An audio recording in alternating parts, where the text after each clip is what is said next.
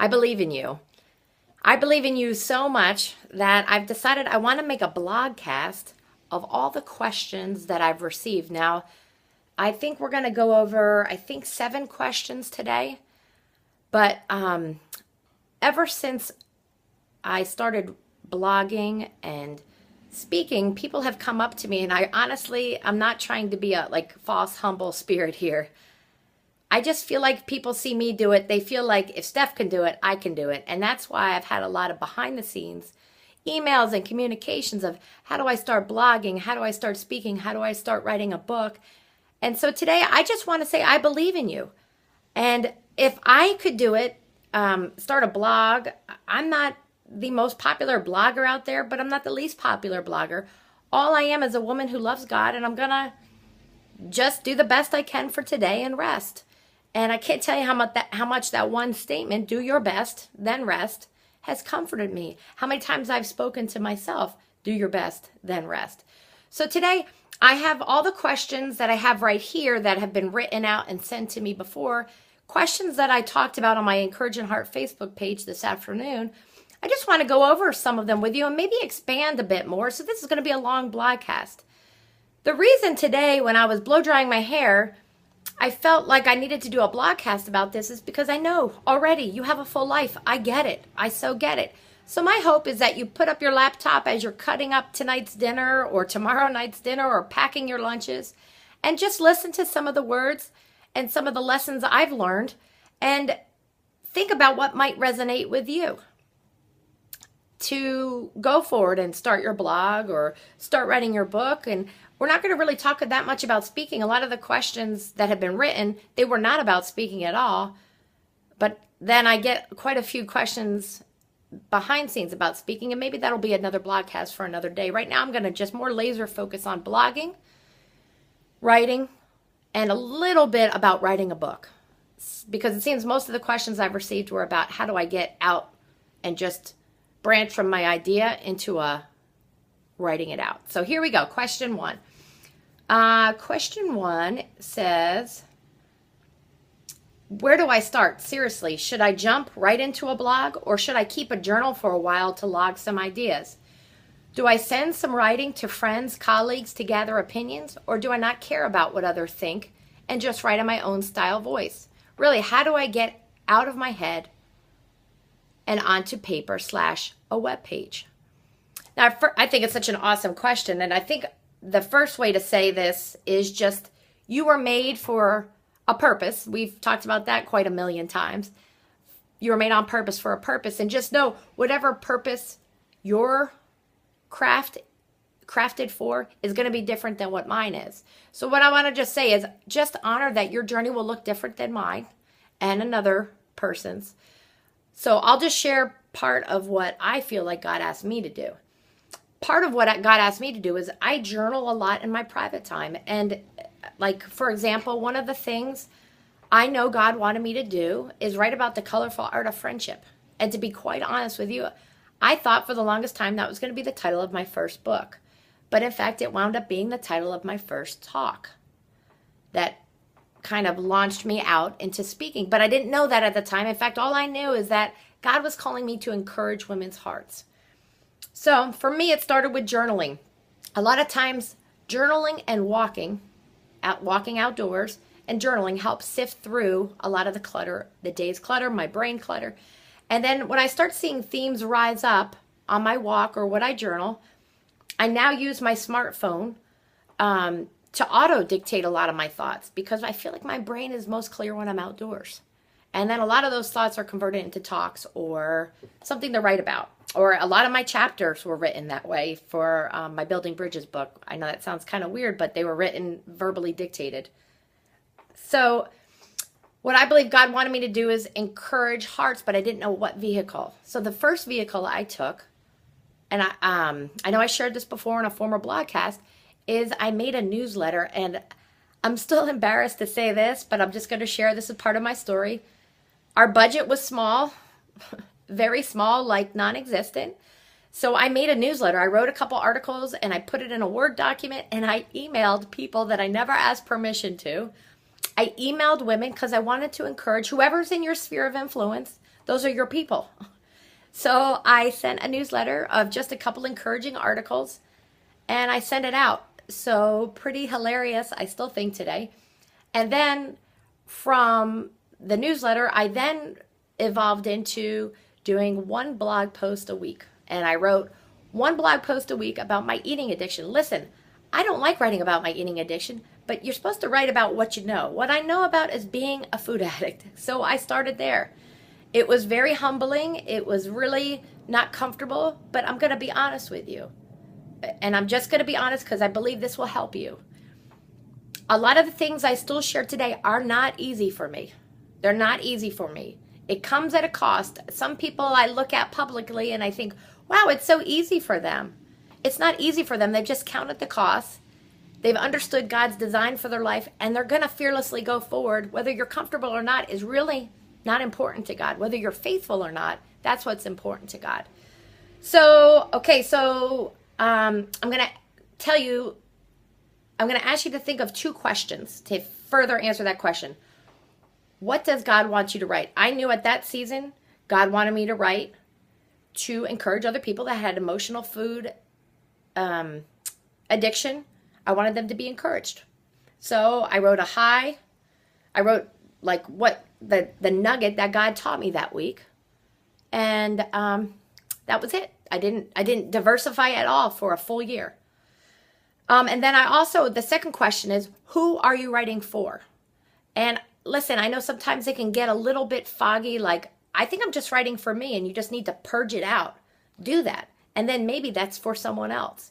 But I know, generically speaking, that was first, I was to write to encourage fellow emotional food addicts. And it was also for me and part of my healing and recovery process. But now I write with really the specific purpose to encourage hearts in some form or fashion, even through humor, through practical life stories, through Bible verses, to encourage hearts, practically speaking, to live into their purpose and to stretch out their faith and know Christ more. That's really the purpose of what I write. Pretty much everything I write or speak about has that same flavor, but that's me. And what you need to do is ask God, what's your flavor? Who are your people? And why are you writing this? Who is your audience? Who are your people? Now listen, when I first started blogging, I got very obsessed about my statistics. So much, remember I shared about Lucy is my scale. And I falsely worshiped my scale. My scale now is my friend. It just tells me a number about myself. It doesn't define who I am. Now your statistics on your blog do not define who you are. They just tell you who's reading you. And I remember when I first started off blogging and I had, I think, 5 blog subscribers. I mean, every time someone subscribed, I felt like, thank you, Lord. I felt so desperate and pathetic. And I took that as my self-worth. I no longer, and I need to do a better job now checking my statistics because it tells you who your people are. Like for a while, my people were the 35 to 55 age-year woman was pretty much my people. Now I've slid to a little bit of a younger demographic, to a 25 to 45, even though I still reach to the 65 demographic. And about 85% of my people are women. About 15% of my people are men. But ever since I started cross-pollinating my blog posts to Instagram, and social media is a whole nother talk, but I started getting a younger population, and some of the different topics I've decided that God's led me to write about have gotten a little bit of a younger demographic. So right now my people is a woman from about 25 to 45, but I range up to about 65 but you should narrow it down to about a 20-year gap is what from all the research I've done. Okay, the next question is, how did you know what to write about? Did you feel called to write about a particular topic, to minister to a certain group from the beginning, or did it evolve, change over time as you thought more about it? I just want you to know I was not born knowing I had to write. Not all, but almost every writer I've met, and I've been to 2 different writers' conferences, I've been part of a writers group, a very broad statement, I would say, not always, but a very broad more certain than not statement I'll say. Most writers I've met have felt compelled to write like in utero. I am not that person. I've never felt compelled like my whole life person was to be a writer. I know my life person now is to be an encourager. And the vehicles that God has shown me to use is writing and speaking.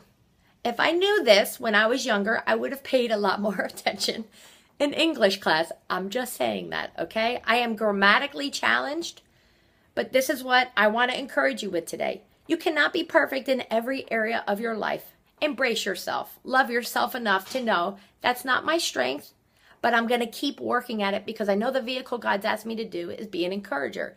And since the vehicle is words, then I have to keep honing that craft. The second part of that question is, did I feel called to write about a particular topic? Which kind of goes off the last question. Yes, I felt compelled, urged, an inner urging to write about my food addiction. I did not choose this. I felt the Lord led that and led me through that. I would have chosen I would much rather to have written about how I am awesome, not how I'm completely flawed. How I'm completely flawed is accurate. How I'm awesome, it's not really accurate. So, my friends, I just want to tell you, whatever God's compelled on you, please be fearless and faithful. Don't just share about where you're awesome. Share about where you struggle, because you know what? That's where you'll connect hearts. You know, so many people have connected to my heart off of my infertility. So many people have connected to my heart, and God used my story to bridge to their heart off sharing about the grief of my mom's death. So many people have connected to me about when I share about the hellacious marriage Dave and I had at one point in our life. That's not our story today, but it was part of our story. And I believe part of your struggles, if you can find a way to do it authentically that sounds like you, that's what captures people's hearts. The people I follow are people who are real, authentic, transparent, not perfect, willing to just say, this is who I am. Remember, this is just who you are today. It's not who you are forever. And part of learning who you are and who God wants you to be is not staying hidden. And I'm also not saying share everything, too. Be wise. There's some things I don't feel compelled to share. And other things I need to ask other people for permission to share, like things about my marriage, I would not share without the Finksters' approval. I wouldn't do it because I respect him. And I respect what God's done for us. And there's almost, I can think of a couple things, but there's been a great freedom that he said, I don't mind at all. I don't mind at all. There's been a couple hindrances that I've had that I've not shared with him that I don't feel comfortable, that I don't even have to ask him about. It's not well with me. And there's been a couple things that he's not been comfortable with. That's okay. Okay, and then, and yes, what I've written about has evolved. I believe it went from the food addiction, which I'll still continue to write about, because I am a food addict and I need to stay in recovery. So sometimes I will talk about that.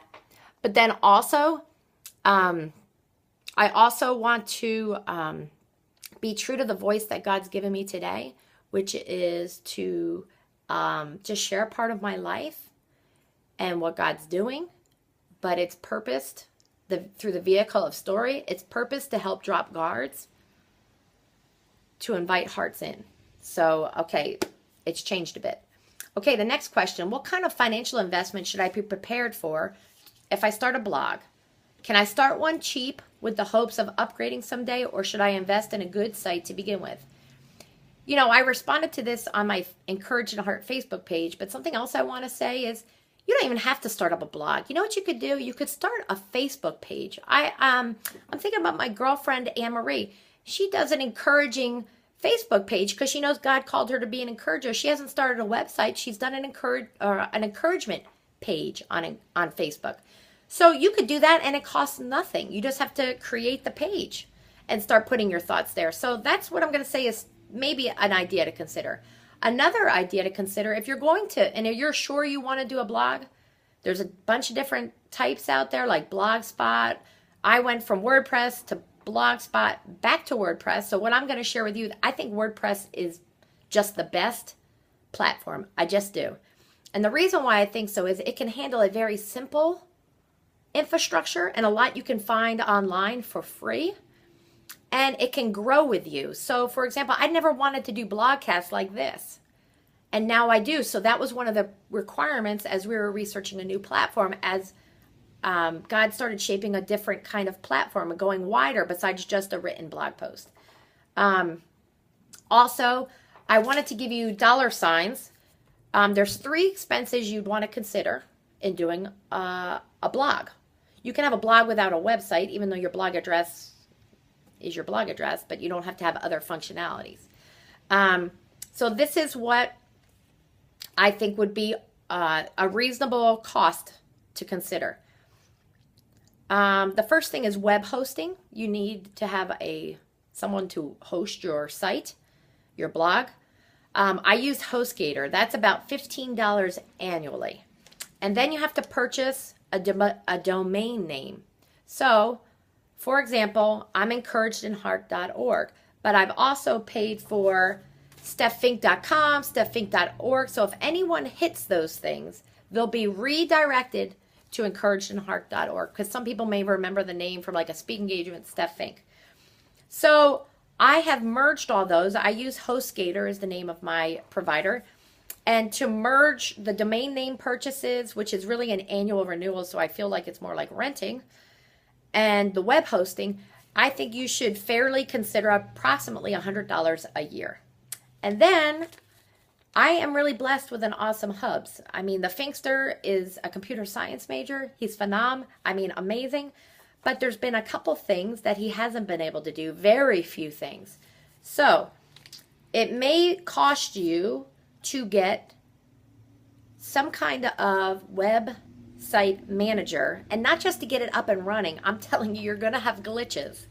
Like how to figure out how to embed a video.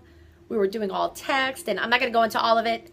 It was a lot for this criminal justice major to manage, okay? A lot. You can learn it. If I can learn it, you can learn it. But the Finkster figured out some ways, and then I had to play around a lot. I spent a lot of time figuring the process out, how to just post a picture. It may sound easy, but once you get the hang of it, it's easy. So what I'm going to tell you is you can get a lot of WordPress platforms for free. The one I use now is different than what I used before. I go to Blue Chick. I went to bluechick.com. Even if you go there, you'll see all the way at the bottom, they used one of my picture and my great rave of them, because I think they're awesome. They have very feminine designs that are very versatile for what our needs were. I researched so many. The Finkster helped me narrow down from what our needs were, because we wanted to build into some photo galleries and potential shop to sell products and things like that. So, but there are some things I could not, didn't come with my package, okay? For example, I don't mean to bog you down into all the details. I just want you to hear it and just know down the road. I wanted people to feel free to come to my website and subscribe to my blog post. I wanted them to feel free to come. But the infrastructure I had, they could not unsubscribe. I want people, I want my friends to know. You are free to be my friend, and you're free not to be my friend. So one of the biggest expenses I paid to adjust was to have the unsubscribe capacity on my website. I know you may think I'm crazy, but it was just one of those principles. I wanted to allow people to be free to come and free to leave. Christ gave freedom, and I want my blog to give freedom too. It cost me $100 to get that functionality. Another website widget, I'm not going to go into all the details. We had to outsource that again. That was another $20.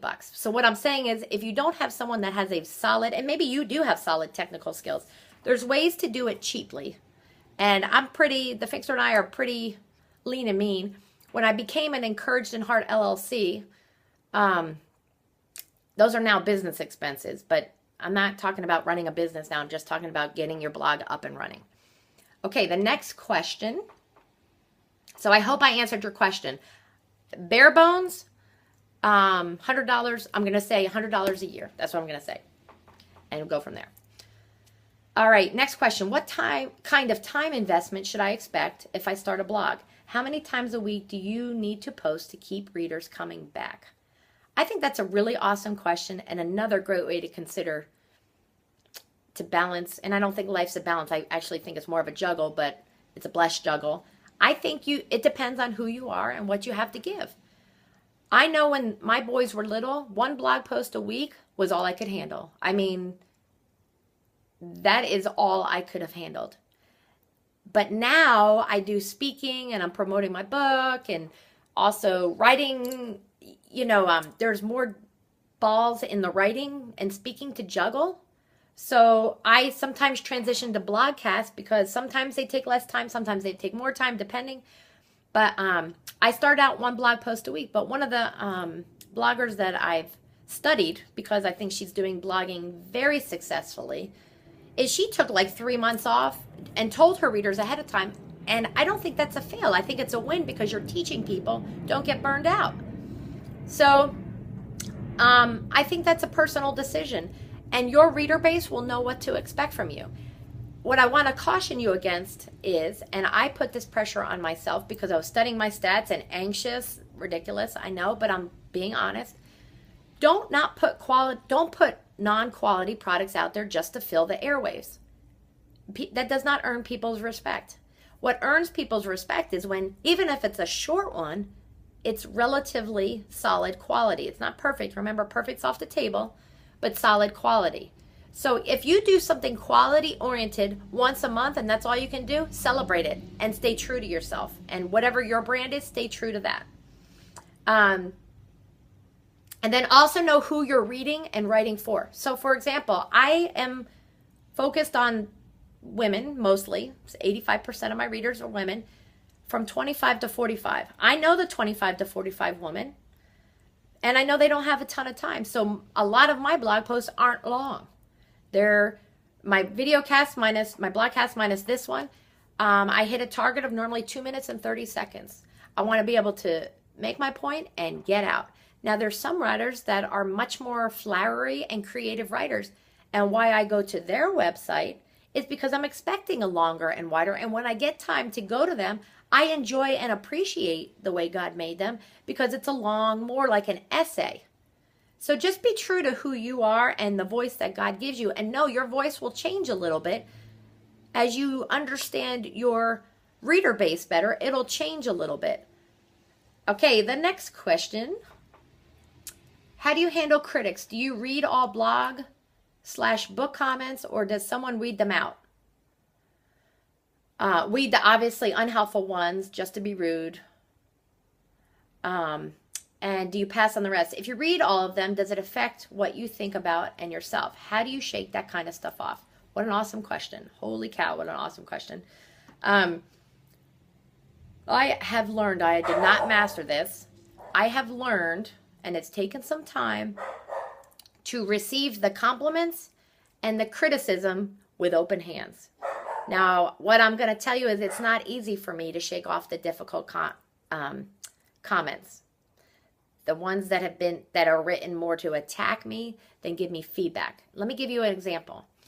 My girlfriend read, 2 girlfriends, and it makes my heart widen so big to love them so much, read my very first ebook, 28 Lessons I Learned When My Head Was Stuck in the Fridge, and they wrote me and said, I think it was like 4 errors. Now, do you think they were saying that to beat me up or to be a friend to me? I read that as they are great friends to me. They have my back. We have a saying in the military, they watch my 6, they got my back. I didn't take that as criticism at all. I took it as love and helpfulness. Now, I remember, I don't want to go into the details because it's not worth the energy, but some other comments that are written, you can tell with the heart it's written. It's not so much that they have such a dramatic problem with me.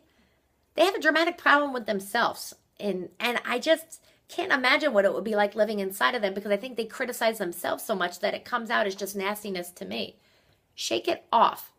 You know, it says in the Bible that Jesus went out and preached, and when people didn't receive the message, the words that he uses, like shake the dust off your sandals, like shake it off. Now, I have shooken it off, but then somehow figured out how to put it back on me.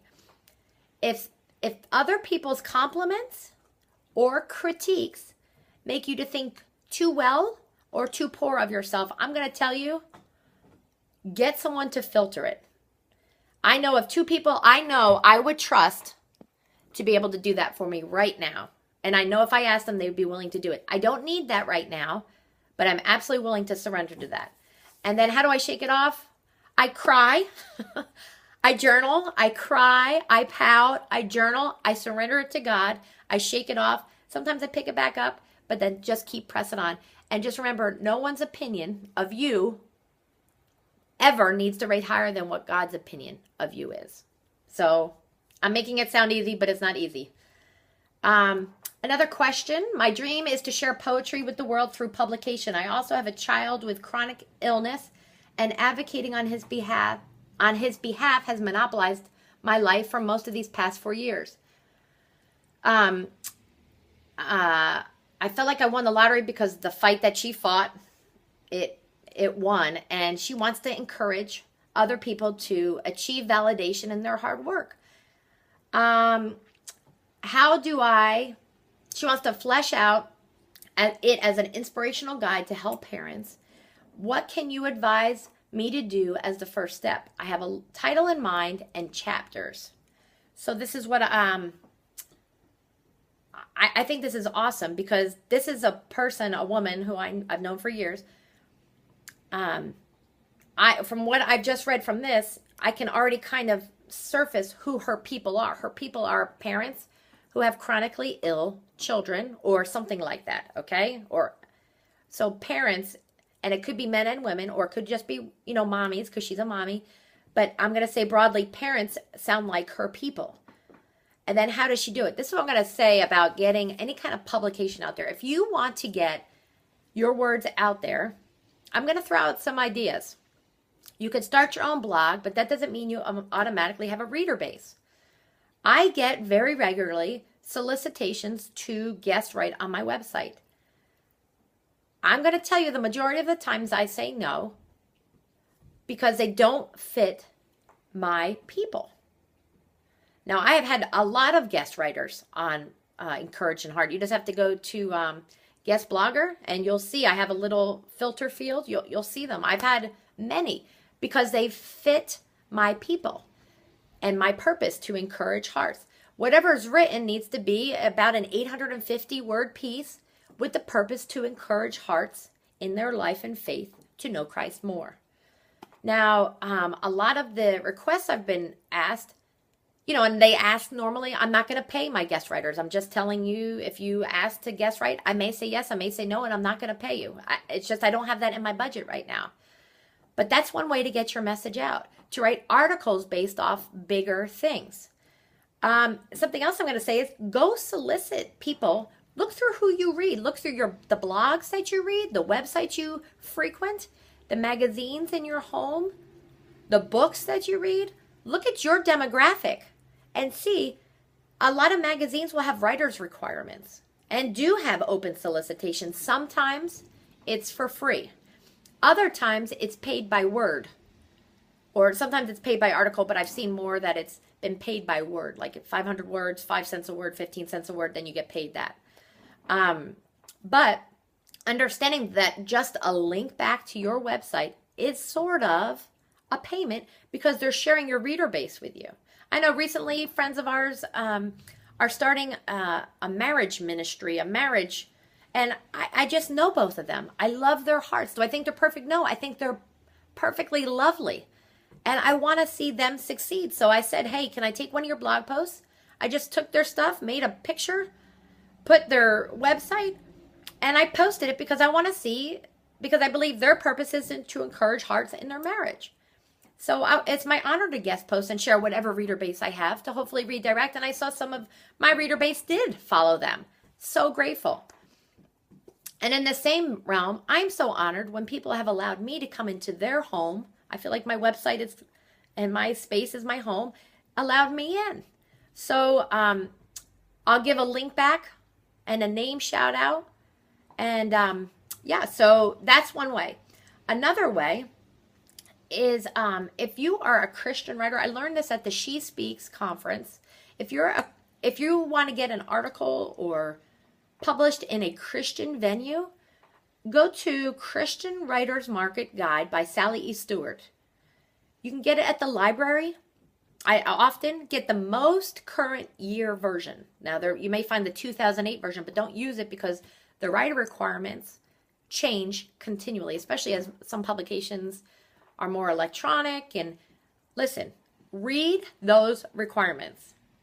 If you do not meet those requirements, do not expect to get published. Don't. I went to, for example, the Proverbs 31 ministry, and that's who I read the writer's requirements, and I submitted to the editor under the writer's requirements that they submitted. I didn't do it alone, though. I had a writer's group to help shape my work and strengthen with valuable critiquing, not criticism, critiquing. There's a difference. Critiquing is helping the work. Criticizing is hurting the person. There's a difference. So, and then this resource goes through genre, and you can say, like for my girlfriend, maybe it would be parenting, and she'd go through that. Me, I go to women and go through that and see which publication would best meet. Okay, and then the last question that I received written was, I would love to blog, but I don't feel like I have a clear purpose. Simplicity is what I want, but I feel like I'm all over the place as far as topics. Okay, the reason I love this question is because if you are a woman breathing on planet Earth, can you relate to this statement? I feel like I'm all over the place. I don't know about you, but I relate to that. And if you write honestly from your heart how you feel all over the place, I will probably like reading you because that's relatable and likable. What I feel compelled away from, or repelled is the word I'm thinking of, repelled away from, are people that write their 5-point way of their perfection. It is not relatable to me because I just am so tragically aware of how imperfect I am. And I just want to celebrate it now. I don't want to beat myself up anymore. So if you have an idea for a blog, but you don't feel like you have a clear purpose, think about if you're in a foggy weather and you don't know where the path is taking you and you can only see 2 or 3 steps ahead, just take those 2 or 3 steps. Your vision will keep being refined and clarified as you continue down the purpose. Something I heard a speaker say is God doesn't move parked cars. Now, theologically, I don't agree with that statement because God is able and God can do the impossible and God can move a parked car. But what the statement of that is saying is, once you start getting into the flow and saying, Holy Spirit, carry me down the current, I'll follow your current instead of demanding that I'm going my route, you'll see a flow that happens. And I enjoy writing much more now than when I first started. I am constantly faced with my own inadequacies as a writer, as a woman. And I just want to say this to you, embrace it. Embrace not being perfect and just welcome yourself into the world. Once you start sharing some of your random thoughts, after they're prayed about, don't be not wise too. Be a wise steward of your heart and your words. You'll start seeing a refinement of what God wants you to write about. And it continues to evolve for me. Like now I do a monthly blog post on Encouraged in Heart about human trafficking because that's part of my passion. I never did that initially. So, just be kind to yourself. And if you think it's about giving parenting encouragement, or if you feel it's about giving purity and encouraging the younger generation about staying pure, whatever it is, maybe it's about leadership. Sometimes I do write a little bit about leadership because I do have a passion for leaders. Just be true to you and your brand and your God. My brand is God. And I'm not going to try to be some oiled machine because that's fraudulent. I'm going to be true to who God's made me, and which means I drink coffee, I wear yoga pants, I'll dress up for a speaking engagement because I know that's what will get my message heard if I'm showered and groomed in some way reasonable. But just be true to whoever your brand is. And you'll learn what your brand is as you continue venturing out. Now, these are all the questions that I have here, but I just wanted to very quickly say, if you've considered speaking, I stumbled into speaking. A woman that I knew at my church asked me to do, I think it started as a devotional, and I prepared this devotional, and I said it, and then she asked if I would be willing to speak to her leaders group, which, being a military officer, I love leadership. I love studying about leadership. So I did do it. And we met in a grocery store, a Wegmans. I don't know if you, Northern Virginia Wegmans is a grocery store. And there was an upstairs meeting area. And we all sat around. It was kind of like a living room feel. And we sat around that. So, I mean, I'll go to churches. I'll go to homes. I'll go to prisons. I'll go to grocery stores. Wherever God wants me to speak, I'll go there. But wherever God doesn't want me to speak, and there has been some places, I'm not going to go there. But when you understand who your people are and your purpose, you'll start seeing a refinement of where you're supposed to go and speak. And if there are more questions about speaking, I'll talk about that later. But I just wanted to say very briefly, because I have had quite a few questions about how do I get a speaking ministry started or a speaking platform started. Your platform is your life. And the venues, God brings those, but some you got to push through. I have never asked to speak anywhere. I've only been invited, but I understand that's not always how people work. I know some speakers want to be on the road and all of that. I don't want to be on the road, like in different cities and states all weekend. I admire the women, and I've studied a lot of those women. Right now, that's not what I want. What I have right now is so, I feel blessed. But if you talked to me 2 years ago, if I was doing what I'm doing right now and doing a lot of local speaking and not on the road every weekend, I would have told you I would have considered myself a failure today. But you see, sometimes God doesn't answer the prayers that I put up. Or he answers them. He doesn't answer them in the way I want him to, because he knew what's best. So that's pretty much it for now. I'm willing, if tonight's question session gets broad, I'll do another blogcast and do another face-to-face or face-to-smartphone blogcast. But those are the questions. If you have any other questions, leave one below, or leave as many as you want below, and maybe I'll do another blogcast about it. But I just hope some of this encourages you. If you have some words that you need to get out there, I hope some of these ideas that I've shared with you encourage you to push past fear and insecurity and go take the next step, whatever it is. And I just want you to know I believe in you. And that means this much, okay? But I want you to know God believes in you, and that means that's wider than what we can even envision. He believes in you. So go forward, take the next step, and just know it doesn't have to be perfect to be of God and for God's purpose for your life. So, okay, I'll see you next time on whatever next blogcast. I'm not sure I'm going to do another blogcast, but if I do, awesome, about writing as a profession. So, okay, thanks for your questions.